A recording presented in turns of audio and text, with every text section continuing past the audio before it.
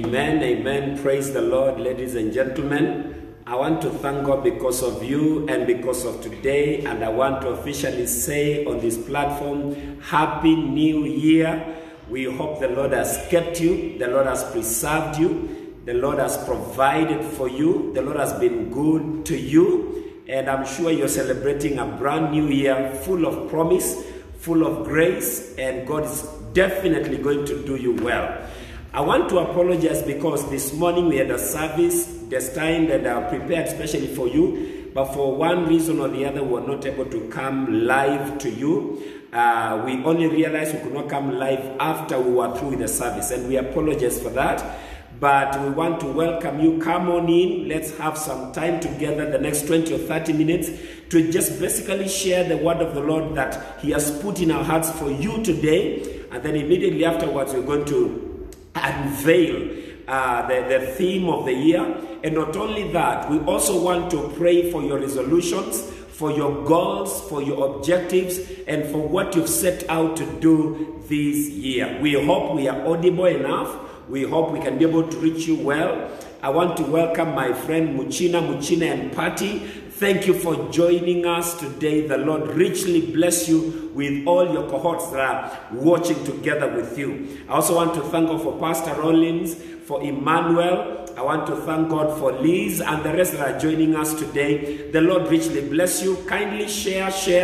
And let this word get out and be a blessing to so many people out there in the name of Jesus. As you all know, we are in 2021. 2020 is now history officially. We are in 2021. There is something amazing that the Lord is doing. And I want to congratulate you for making it to 2021. There were so many odds that were set against you. But somehow God has been gracious to you to bring you this far. Shalom. We pray that this year will yield its strength to you in the name of Jesus, and that you will experience amazing results in the name of Jesus. So what I want to do today is to be able to try and reenact what we've been sharing this morning and take over and talk about the main points of what we shared, and so that we see what the Lord was speaking to us in the name of Jesus. And our chief reading and scripture was in the book of Ezra, chapter number 10. And in verse number 1, we read from verse number 1 to verse number 4. But before that, we had read in the book of Psalms 100. Psalms 100, where the Bible says, I will enter his gates with thanksgiving in my heart. I will enter his courts with praise. I will say this the day the Lord has made. Now, I want for you to know that today we stand at the gates of the year. It's just the entry point into the year. There is a lot that God has in store for each and every one of us this year, provided we comply with Him. So I've always said that the two most powerful forces on earth. Force number 1 is the force of faith, and force number 2 is the force of grace.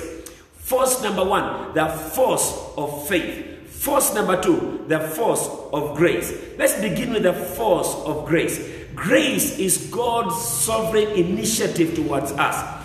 It is the sovereign initiative of God towards us. You do nothing to add grace. You do nothing to subtract from grace, because grace is absolutely the doing of the Lord. It's in the purview of God. It has nothing to do with you. God says, I'll be gracious to whomever I'll be gracious, whenever I'll be gracious, and in whichever manner I want to be gracious. So that is not up to us. That is something that is set in motion by God. God is a gracious God.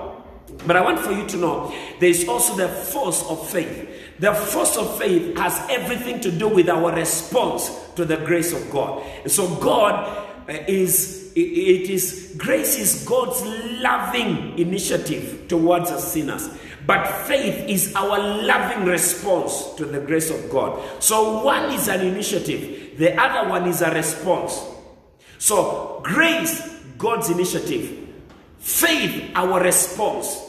Now it is in our appropriate response that we are able to lay a hold of the grace of God, which is God's sovereign initiative. I want for you to know, in 2021, these two forces must be in activity, in power, at work for you to be able to reap maximum benefit from what God intends for you this year. There has to be God's sovereign initiative, which, thank God, is already available. It's a framework that God has already set in motion. But there has to be also the appropriate response from us, which is faith. Now, our responding to God by faith is what then provokes the grace of God to be abundant in our lives. And so we are going to look at that. I want for you to know that God has already set in motion. 2,000 years ago, Jesus died for us on the cross of Calvary. He was full of grace and truth, and is the one that God manifested to us. But then our response is what made whatever he made available at the cross practical in our lives. Because you were born again the other day if you're born again. If you're not, you're going to get born again. But you're being born again or reaping any benefit from God is your response to what God has put in motion. So it's not like God is going to be good to you. God is already good to you. The goodness of God is already established.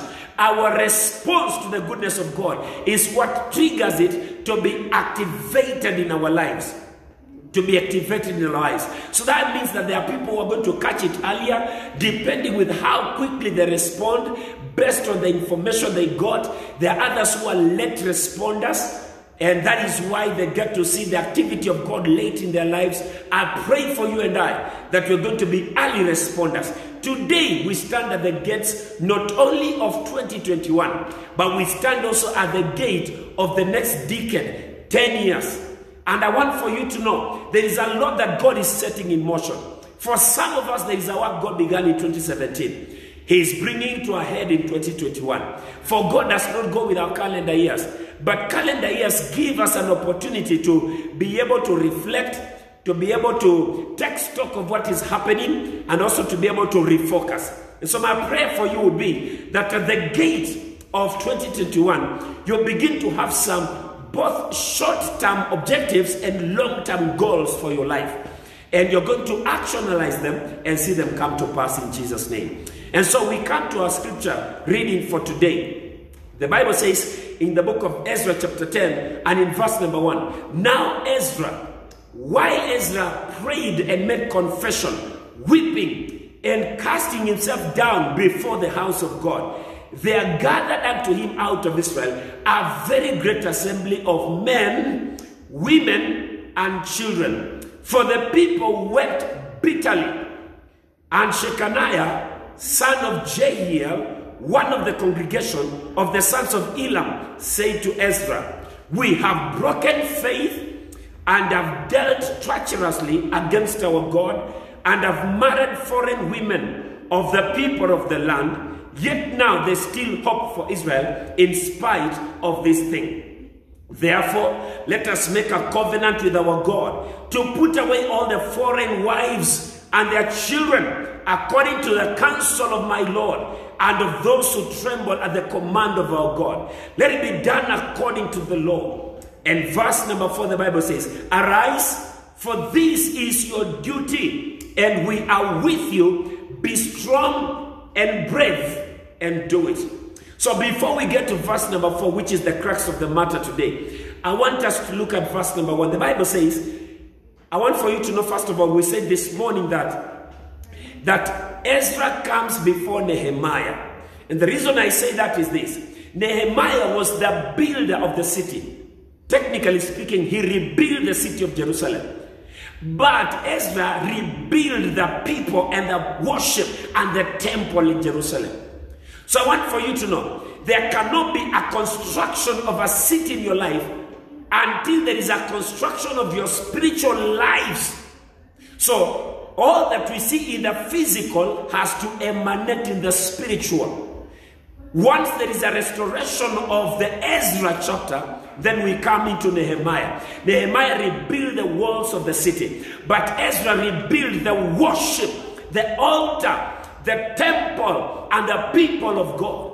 I want for you to know, as we enter the gates, one of the things that needs serious reconstruction is the altar of our hearts, the altar of our lives, our connection with God, our flow with the things of God, our capacity to hear the voice of God and to follow him through in the name of Jesus. Most people never begin with constructing the first things first.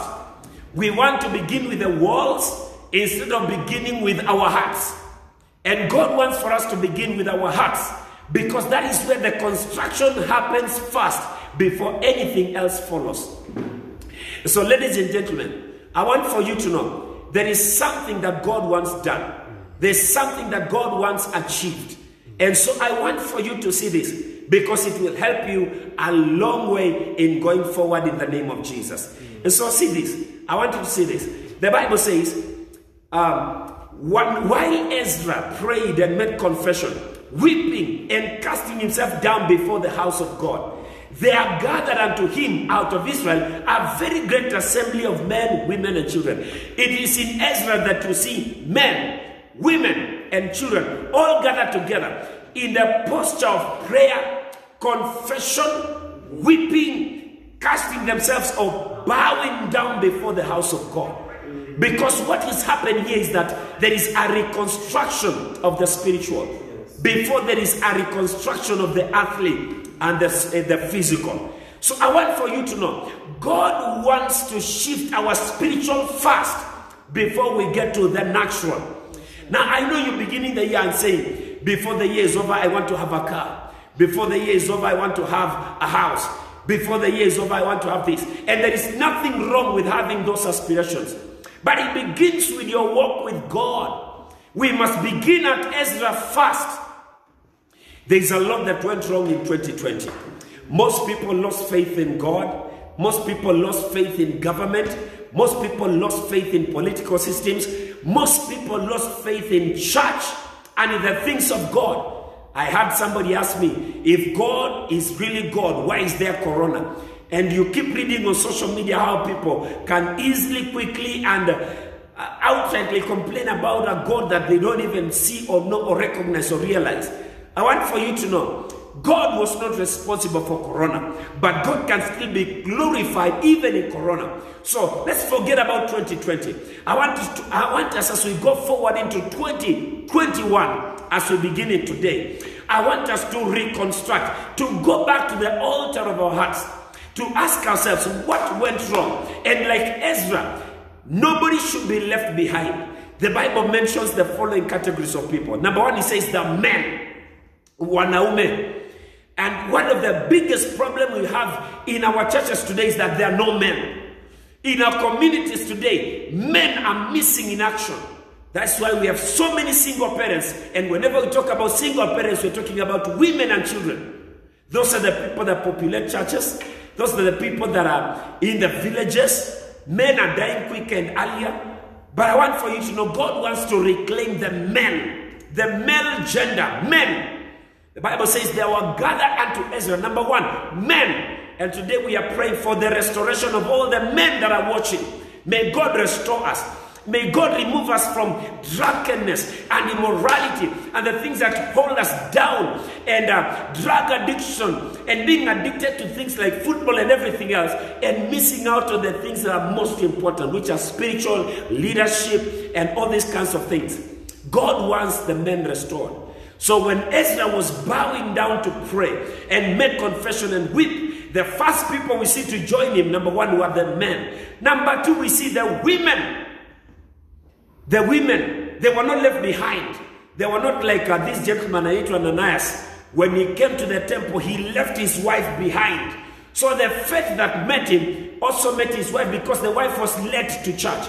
In this particular case, they came at the same time. The women were not left behind. The Bible talks about the children as well. And many times we make spiritual progress, but we leave our children behind. God wants us in 2021 to have our children in the programs of our church, to invest heavily in our children, so that when we pray, they also pray. When we fast, they also fast. When we seek the Lord, they also seek the Lord. When we give, we also train our children to give, because we cannot afford to leave anybody behind. By the way, I'm reminded of the story in Nineveh. Nineveh, the Bible talks about Nineveh, says, when they began to fast and put on sackcloth for the redemption of the Lord. The Bible mentions the men, the Bible mentions the women, the Bible mentions the children, the Bible even mentions the livestock. Nothing was eating anything until God was able to turn around and avert the danger that they faced. I totally believe there is a reconstruction that is happening for us in 2020. So before we talk about what God will do, we must first of all see what our response should be in the times we are in. The first thing is knees. And I said this morning, everything great in this nation, in this world we live in the histories of humanity, has always begun with men on their knees. It has always begun with men on their knees. By knees, I mean prayer. By knees, I mean humility. By knees, I mean humbly waiting on God, trusting God, believing God to come through for us. It begins on the knees. But then the Bible goes on to say, the Bible says, right here, let me see. So they were gathered together. And then Shechaniah, the son of Jehiel, one of the congregation, the book of Ezra, chapter 10, verse number 2. The Bible says, the sons of Elam said to Ezra. Now, I want to see the content of what he said to Ezra. In confession, he begins by saying, we have broken faith. We. Now, there is all possibility that Shechaniah himself was not part of the people that had broken faith, but in the principles of prayer, there is also what we call the principle of inclusion. You cannot be part of the solution if you're not part of the problem. So Shechaniah had to identify with the problem of his people, because I want for you to know that even Ezra himself, he was a priest. He was going to lead the people in a revival, in a restoration. He had not married a foreign woman, but he said we. The principle of inclusion. You cannot stand and say Hornbill's problem is Hornbill's problem. I want for us to know that what touches a brother touches you. You cannot divorce yourself from what is happening in church, because when church goes down, you go down with it. Even though you're not a member, trust me. You may not be a politician, but when our politicians face disgrace, you go down with them. And the most perfect example I can give you is this. When the Chinese were sick with a virus in November of 2019, we thought it was a Chinese virus. And then it spread on to Italy and to the US. And then we thought it was a Muzungu problem. And we were not serious about intervening measures until it came close home. And right now in every household, there are people who know people being sick of this thing. We cannot have an approach of saying Hornbill's problem is Hornbill's problem. You must know that what affects me affects you. What affects you should affect me. So you must have the language of we going forward. Our capacity to go forward is based on how well we maintain our relationships, how well we maintain our things one to another. When God wants to introduce something good in your life, many times it will come through a relationship. It could be through an acquaintance, through somebody you know, through somebody who just likes you, and something like that. So if you are frivolous about how you treat relationships, you really are not going to get far in this life. And so let's go forward. And the Bible says, he said we, then he says we are broken faith. So collectively we broken faith. Because for us to come up together, we have all to go down together. For us to come up together, we all have to go on our knees together. Na hiyo story ya kusema afadhali mimi wachana naye kabisa. Hiyo maneno kusema you compare yourself with others and then say afadhali mimi, better me, I'm better off. It's not a question of who is better off than who. The real question is, are we all at risk? Yes. Are we all going through this? Yes.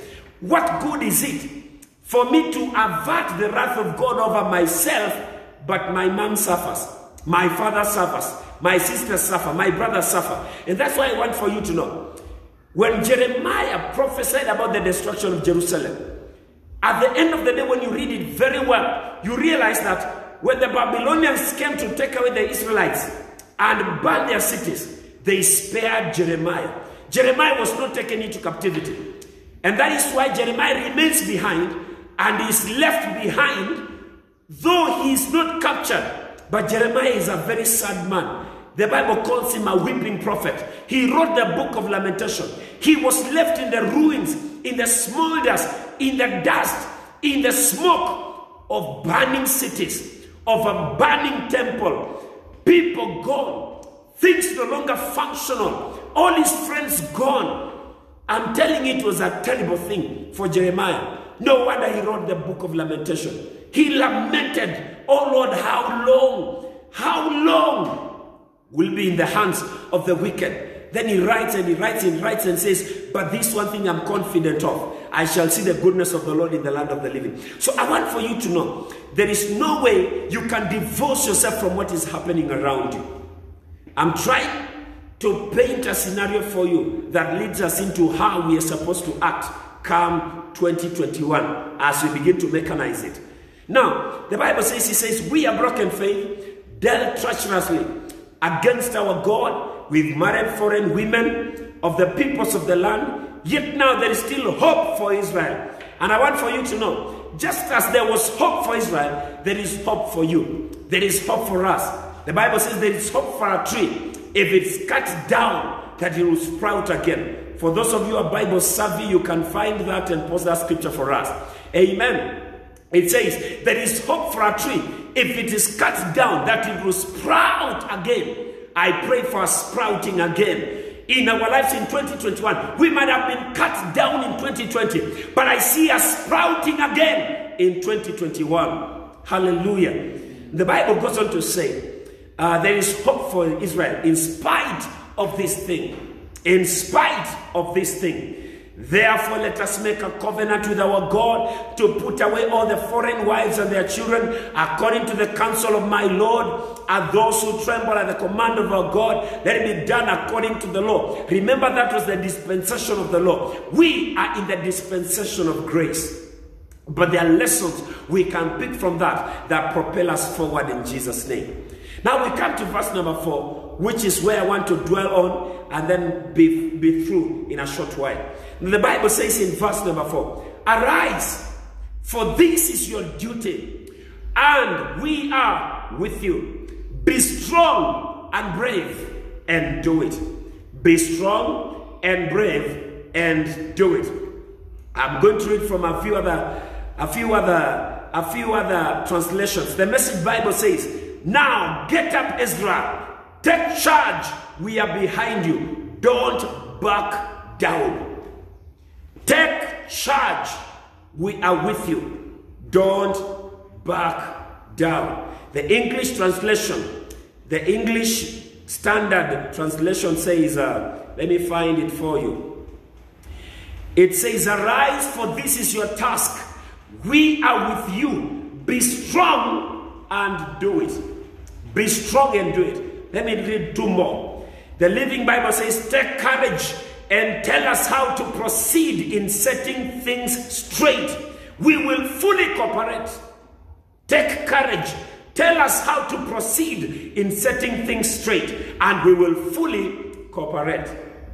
The King James Version says, arise, for this matter belongeth unto thee. We also will be with thee. Be of good courage and do it. Be of good courage and do it. And lastly, the New King James Version, the simplest, would say, arise, for this matter is your responsibility. We also are with you. Be of good courage and do it. Ladies and gentlemen, I feel God speaking to us from that word in this year 2021 and stretching forth into the decade of 2021 all the way to 2030. Our government has an objective for 2030, Vision 2030. We also personally must have a Vision 2030 in our plans. Add 10 years to your life. See where you will be and tell yourself, this is where what I want to have accomplished by the help of God come 2030 in the name of Jesus. I'm talking 2030 because I don't see you dying soon. I see you fulfilling the purpose of God for your life. You will not die but live to declare the mighty works of God. We are not dying anytime soon. unless Jesus comes back, we want to fully fulfill the will of God for us. And so we don't want to make any mistakes or be careless about our lives. It's a gift from God that we must be able to utilize to make a difference in Jesus' name. Now, with that said, I want you to see this. The Bible says, Ezra is told by Shechaniah, arise, arise. Oh, hallelujah. Arise. That word arise is a very important word, because to me, it signifies that you've been in a posture that is not an upright posture. To arise means to be activated, to come into your element. Arise, shake yourself up, be ready for the task. In other words, 2021, as we are the gates, I want for you to know, for where you're going, you need to activate yourself. Whenever you're going for a workout, there is always the warm-up before the workout. You cannot just begin by running 65 kilometers an hour. You begin by running 5, 10, 15. You are warming up the body. You are getting into your element. And right now, I feel we are getting into our element. God wants for you to get into your element, to get ready for where you're going. You cannot go far if you keep looking for back to 2020 and what it was and the negative things. By the way, don't also curse the year 2020. Don't join those that are cursing the year that has been. Because you must know that our God is a progressive God. He builds step upon step. And you cannot curse what He gave you and expect a better year. 2020 was given to us of God. He kept us alive in 2020. You cannot curse the year that has been and trust God for the year that is coming. By faith, learn to thank God for what has been as you anticipate what is coming. In all things, the Bible says, give thanks, for that is the will of God concerning you. Pastor Rollins will help us get that scripture. In all things, should be 1 Thessalonians something. In all things, give thanks, for that is the will of God concerning you. Concerning you. So, God wants us to be thankful people. God wants us to be grateful people. God wants us to be people that are geared towards making a difference in our generation. Now, with that said, I want us to go forward. He says, arise. Then he says, for this is your responsibility. My Bible says, for this matter is your responsibility. I want to say the following.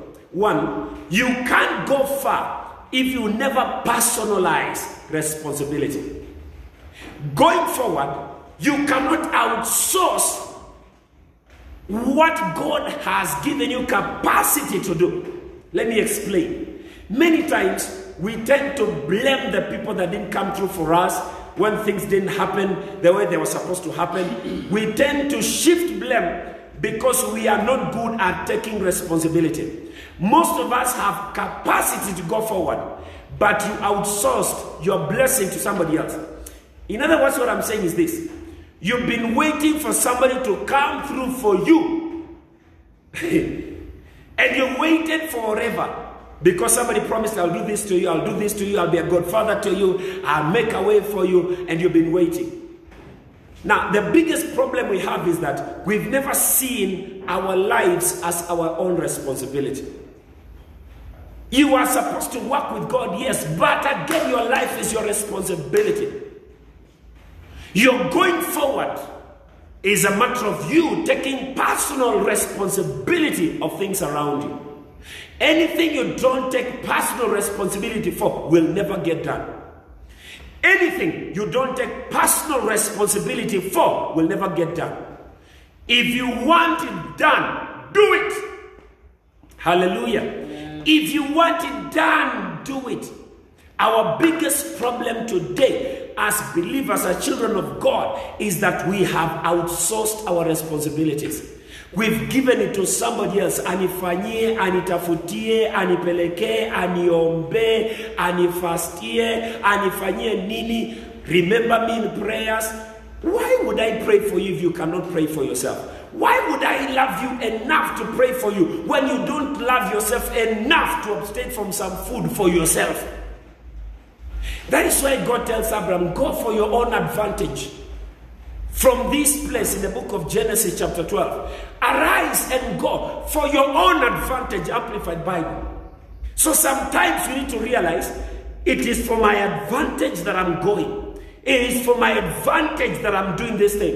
It is for my advantage that I want to make a difference. It is for my advantage. And God wants for you to, number one, arise to take personal responsibility for your life. He is going to work with you definitely. But I want you to hear the words of Shechaniah to Ezra. He said, this matter is your responsibility. Now you may ask, but God told me he will send people my way. Exactly. Because the following verse, the following sentence says, we are also with you. But this is the qualifier for people being with you. If you don't take personal responsibility for yourself, why would people stand with you? Why? I said this morning that when God created Adam, he also created Eve. And Eve, the Bible says Eve was created as a helpmeet for Adam. But remember, when God created Adam, he gave Adam work. So Eve was supposed to come and be a helper to Adam in the work that God had given him. So Adam, number one, had to take personal responsibility of the Garden of Eden. Then God brought help. So our biggest problem is that we are waiting for help without taking personal responsibility. In 2021, if you take personal responsibility of your spiritual life, personal responsibility of your marital life, personal responsibility of your decisions, personal responsibility of the things you're doing, I see God taking you places in the name of Jesus. But you cannot outsource that. You cannot blame the government for everything. You cannot blame BBI for everything. You cannot blame Corona for everything. For heaven's sake, there is some part that you have to play in this. That is why the government will tell you, putting on a mask is your responsibility. After you've done your part, we trust God to do the rest.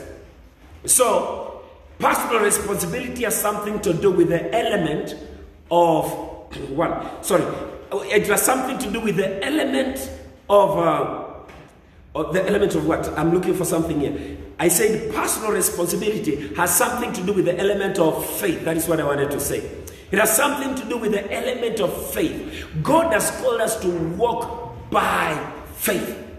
Now I know at this point in time there are pastors and people are promising it's going to be a year of health, wealth, favor, increase and everything. And there is nothing wrong with that. Except that God will not do it in a vacuum. God will give instructions. It is our obedience to instructions, our taking personal responsibility of the instructions that God has given us that activate and bring the word of God to pass in our lives. God, Jesus, told Peter, arise, come walking on water. Peter could have stayed in the boat and expect to walk on water, but it doesn't happen that way. Boat potatoes can never be water walkers.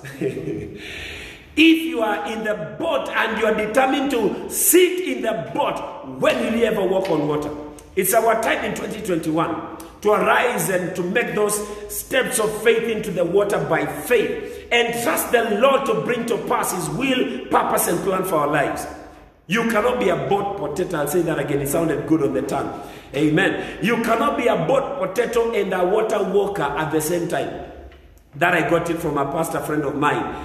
Both potatoes and water walkers. In this 2021, there are going to be both potatoes. Both potatoes are people who love status quo. People who don't want to change a thing about their lives. They don't want to adjust a detail about their lives. They're okay with things as they are. They have arrived. Stop staying around people who have arrived. Because you know you have not. Arise. If it is fasting, please fast. If it's prayer, please pray. If it's seeking God, please seek God. It will take you places in Jesus' name. Now, that is the second portion. Personalized responsibility. And number 3, the Bible says, we are with you. That means in 2020, now this gets to the prophetic dimension. That, the Bible says, we are with you. In 2021, I pray God will send you helpers. In 2021, I pray God will send you people with things that you do not have. With resources you do not have. With reasoning you do not have. With connections that you do not have. so that you get the work done in the name of Jesus. For the Bible says, in the other version we read, he said, you tell us what to do and we are with you on this. I like the Living Bible. Let me read that again. The Living Bible says, take courage. Tell us how to proceed. Hallelujah. You need some people like Shechaniah who will tell you, tell me what to do. But you see, you got to have something to do before you tell anybody. If you have no agenda in life, what will you tell people to do? The Bible says, tell us what to do, how to proceed in setting things straight, and we will fully cooperate. So that takes on our prophetic dimension. That same scripture has just taken on our prophetic dimension. It is your responsibility to guide us. Now, God is going to make you a leader. But the aspect of leadership has everything to do with who rises first, who takes personal responsibility in terms of personal leadership, and in so many ways, other things. So I want to urge you today to take personal responsibility about your relationship with God. Take personal responsibility. Don't outsource prayer. Stop telling your pastor, remember me in prayer. It's not wrong for you to ask for prayer from your pastor. But love you enough to pray for yourself before you ask for somebody to pray for you. Never ask anybody to do for you what you are unwilling to do for yourself. That is a quotable quote. Amen. Never ask anybody. Let it just be a personal principle. Never ask anybody to do for you what you are unwilling to do for yourself. Never ask anybody to sacrifice for you what you are unwilling to sacrifice for yourself. These other people, including your pastor, they have a life to live. They have mouths to feed. They have school to go. They cannot be taking time off food just for you, yet you yourself are really becoming a lawyer in these things. God wants for you to do it different in the name of Jesus. So take personal responsibility about your spiritual matters. Be in charge of your life, in other words. Take personal responsibility when it comes to the things about your job, your faith, your walk with God. Take personal responsibility of your finances, you know. Don't allow your finances to be controlled by M-Shwari because you're fully in debt. Anybody asking for anything, you give them. No, it's okay sometimes to say, no, I don't have that money. So that you are in charge and on top of things. You cannot just, your life cannot just be about withdrawal and there's no deposit. In the end, you end up bankrupt. You may need to readjust some things. And then the Bible says, just do it. Because the Bible says here, in the King James Version, New King James Version, it says, we are with you. And then it says, be courageous. The word courage is the word faith. The word courage is the word also trust. You are courageous. You are a man and a woman of faith. The Bible says, take courage. Take courage. Take courage. Be of good courage. And I like this. Do it. And do it. So if I were to tell you something, going forward, your mantra and motto should just be, I'm going to do it. Because for it to get done, somebody has to done it, to do it, amen. For it to get done, for it to be quotable, for it to get done, somebody must have done it. Somebody must be willing to do it. Be willing to do it. And that person should be you, because we are talking about personal responsibility. Now, I know people are telling you you're going to be above and not beneath. You're going to be number one and not number last. But God, look at the studiousness of a number one. Look at Kipchoge, for example. He did not just rise from his mattress and go run Ineos. No, there was a lot of preparation. He took personal responsibility of the race. He ran the race in record time. He did the will of God. Oh, bless the Lord.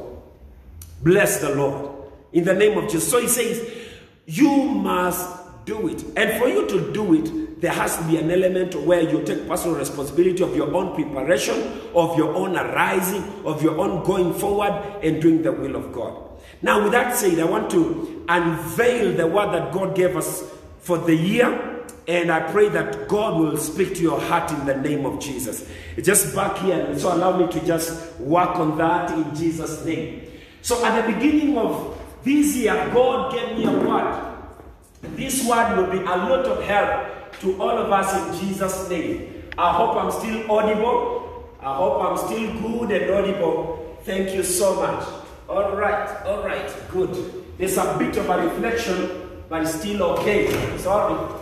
Let me get that done. Good. Okay. It's okay. Okay, there you go. Okay. There we go. Okay. Okay.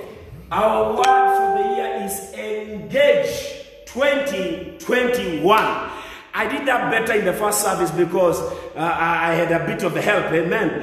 But this is the word, Engage 2021. Allow me to take you through that. Number one, when we talk about engage, what is to engage? To engage, if I may read here, to engage is to involve, to occupy, to engross, to absorb, to participate, or to take a part in. So to engage is to 1, involve, 2, occupy, 3, engross, 4, absorb, 5, participate, and 6, take part. Can also mean to appoint, to employ, to contract, to secure, to retain, to hire, you know. And the opposite of it is to dismiss. In 2021 and going forward, our prayer for you is that you're going to be an engaged person. You're going to be an engaged person. I know most of you, your mind is running towards engagement, towards marriage. That can still be part of it, but it should not be limited to that. I want you to see it in a bigger context. To engage means to commit, to be given over to something. And so, this is not just a prophetic word, it's an instructional word. Sometimes prophetic word comes in the form of an instruction. And so God wants you engaged. Remember the word we just read. Arise. This is your responsibility. Be of good courage and just do it. Now, with that said, I want you to see this. To be engaged, this is how we're going to spread it out. To engage means that you are going to take personal responsibility, 1, of your engagement with God. 2, of your engagement with family. If your family, father, mother, sisters, brother, wife, children, engagement with them. For nothing moves that you're not engaged in. So engagement with family. 3, engagement with the call of God for your life. Your redemptive purpose in life. God wants you engaged with it. Because you cannot have returns unless there is investment. To engage means to be invested in something. You are engrossed. That's what I say. To engross means you are occupied. You are engrossed in something. You are focused. You are taken, if I were to use the word. When a girl is engaged, they are not available for dating anyone because they are engaged. Most likely the dowry has been paid. She's betrothed, if we're to use an old English word. Betrothed. You have been, the dowry is paid. You are not committed to this. Now, God wants you engaged. The enemy is looking for you to be disengaged and just available. And anytime you're just available, the enemy can use you for anything. Anything can trip you up. Anything can put you down because you have no significance in life. There is nothing you're pursuing. There's nothing, no difference you're making. God doesn't want you that way. God wants you engaged. In other words, I'm taken. Or, another word, I'm totally sold out. I'm sold out to purpose, sold out to God, sold out to family, sold out to ministry, sold out to my redemptive purpose. If you want to be productive in 2021, be sold out. Be engaged. Hallelujah. Be engrossed, be occupied. I like this because it's not preoccupation like we said. I'm preoccupied. No, you're not preoccupied. You are occupied. Because to preoccupy means that is not the real thing you're born for. You're just preoccupied as you wait for the real occupation. But on this particular one, engagement means I am occupied. Hallelujah. Hallelujah. I am occupied. I am absorbed. I am a participant. Now, one of the things about God is this. God never participates in your life without you. I've said a good thing. God never participates in your life without you. So God wants, that's why he says we are co-workers. He wants to work with you. He wants to walk with you. He wants to serve with you. The Bible says the Spirit of God helps us in our praying because he complements our prayer. He works with our prayer. He goes alongside us, but he wants us engaged. But most of us are disengaged from that which God is doing in our lives, and we still expect results. It doesn't work. 2021 is a year of engagement. God is inviting you, he's telling you, come on in. I want you to be a participant in what I'm doing. I want you to be a participant in where I am going. I want for you to come along with me. I want for you to pray with me. I want for you to walk with me. I want for you to perform miracles with me. I want to walk and work with you. It's an invitation. So God wants us engaged. And in the principles of engagement, one of the words that will really stick out is the word commitment. Commitment.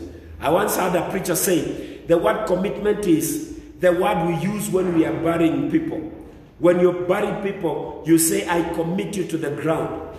That means you're not coming out. You're committed. So anything you're committed to, you're not coming out of. When you say, I'm in a committed relationship, it means you have no plans of out. You have no plans of out. You're not coming out. I'm committed to ministry. I'm not coming out. If you want to know how true and powerful that is, ask this gentleman called Nehemiah. He was committed to the rebuilding of the wall. And there's nothing you could do to distract him from that. When Sanballat, Tobias, and Geshem came to distract him, he said, why should I leave what I'm committed to and come down to the valley, to the plain of honor, to have a discussion with you? There is no discussion. I am committed. So God wants you committed. God wants you committed. So it's our year of kingdom commitment. Our year of kingdom commitment. Now, we come to this and I'll be done in 3 minutes or so.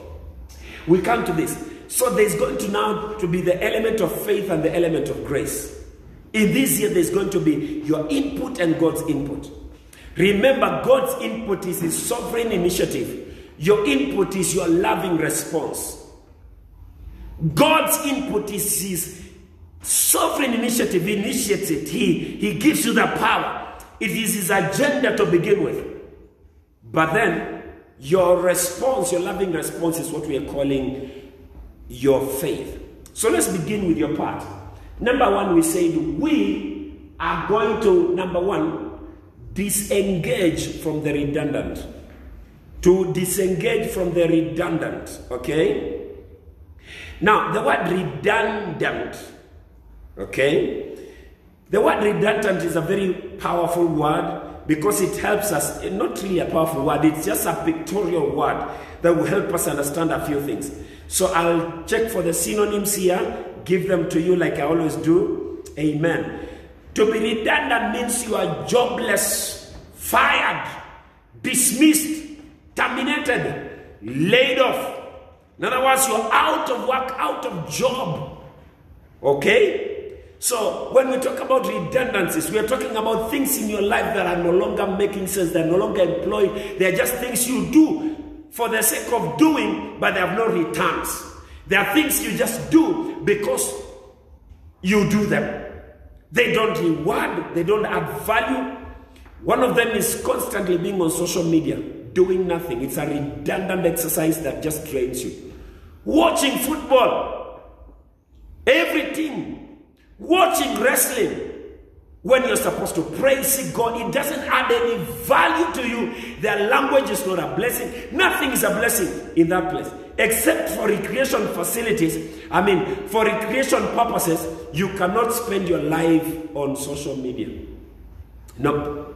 There has to be something different about it. So those are things that we must disengage from. Things that have no system of reward. Things that don't add value to our lives.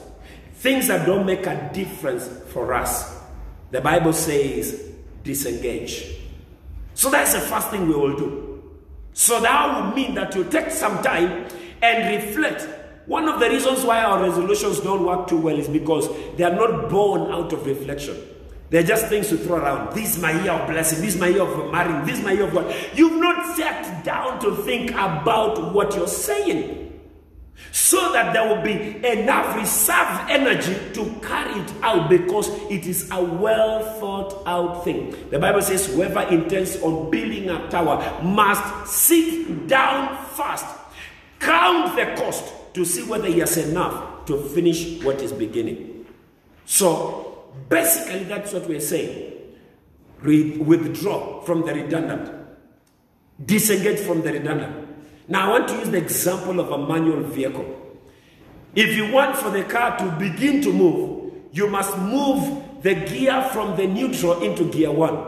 If you want it to go faster, you must, 1, press the clutch inside, disengage the gear from gear 1, all right, and then bring it into neutral, shift it, and then deliberately push it into 2.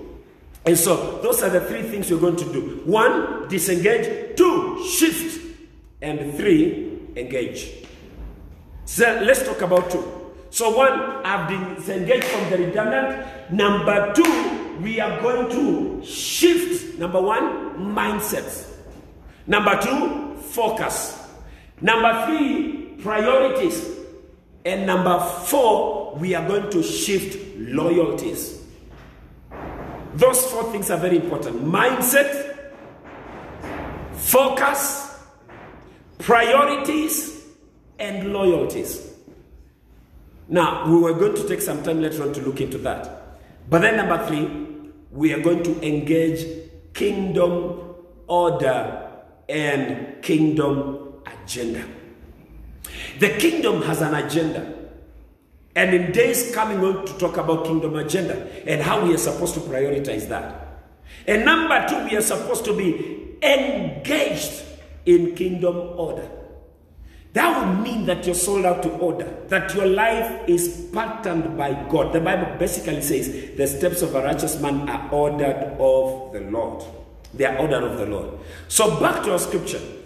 Shechaniah tells Ezra, arise, for this matter is your responsibility. Be of courage and do it.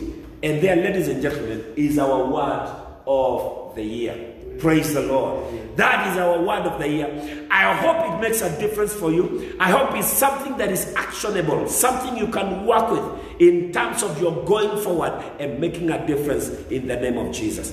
This is the word we shared with the God's people in the morning, and I hope our repeat is not bothersome to you. I know the timing is different, but I pray that you can be able to share with your friends. I hope it makes a difference for them as well. There are people you're supposed to withdraw from. There are relationships that are not making a difference for you. Withdraw from them. From such, withdraw yourself, the Bible says. Which kinds of things? Things that don't add value. Things that don't make sense. Things that are nonsensical. Things that draw you back. Things that drain you. Things that just are not the will of God for you. But then with that said, I want for you to do something for me before we pray. All right? So as we get some little music, I want to pray for you. And I want to pray for your resolutions for 2021. Some of your resolutions are for the entire decade. I want to take some time and pray and commit that before God. In the morning, we already did that with our people here in church. But I want to extend this to you. You have plans. You have thoughts. You are intentional about what you want to achieve in 2021. I want to pray for you and commit your plans to God, and they will succeed. The Bible says, commit your plans to God. Pray also, trust also in Him, and He bring them to pass. The book of Psalms 37, verse 3, 4, 5, and 6 says, commit your way to the Lord. Trust also in Him, and He'll bring it to pass. That's exactly what I want us to do. And so in a short while, I'm going to pray. And I'm going to ask God that is going to help you. Whatever you have, do what Habakkuk did. The Bible says Habakkuk told us in the book of Habakkuk chapter 2 verse 1 to 3, says, write down the vision Make it plain upon tablets. Whoever reads may run with it. So I want for you to get that tabulation, whatever you want to achieve to do. And I want you to be ambitious. I want you to write like somebody who has faith. There is a God in heaven who will help you achieve and accomplish that. So get it out. Have something written down. If you've not done so, I'm going to pray. But you promise me that you're going to take some time, think about it, and write down what you want to achieve this year. And sometime also add what you want to achieve in the next decade from 2021 to 2030. Let's trust God for life. Let's trust God for grace and for health. And things are going to go well in Jesus' name. So can we pray together? I'll stretch my hands towards you. You lay your own hands on your own thing. All right? And let's pray and commit it to God. Father God, in the name of Jesus, I want to thank you for those that joined us today to be a blessing, to be blessed as well. They joined us online to listen from you. I pray and speak your special grace over each and every one of us in the name of Jesus, especially as regards their resolutions for 2021, going all the way to 2030, because we are trusting you for not just length of life, but quality of life.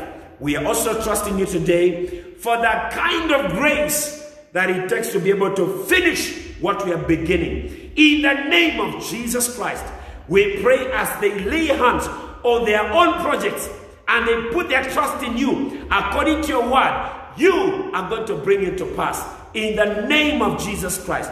And so we stretch the grace of God over their lives. And like we said in our brochure today, you, oh God, are going to fulfill your will over their lives. You're going to give them the grace to be heads and not tails, to be above and not beneath, to make it and to get the work done. In Jesus' name we pray and believe. Amen.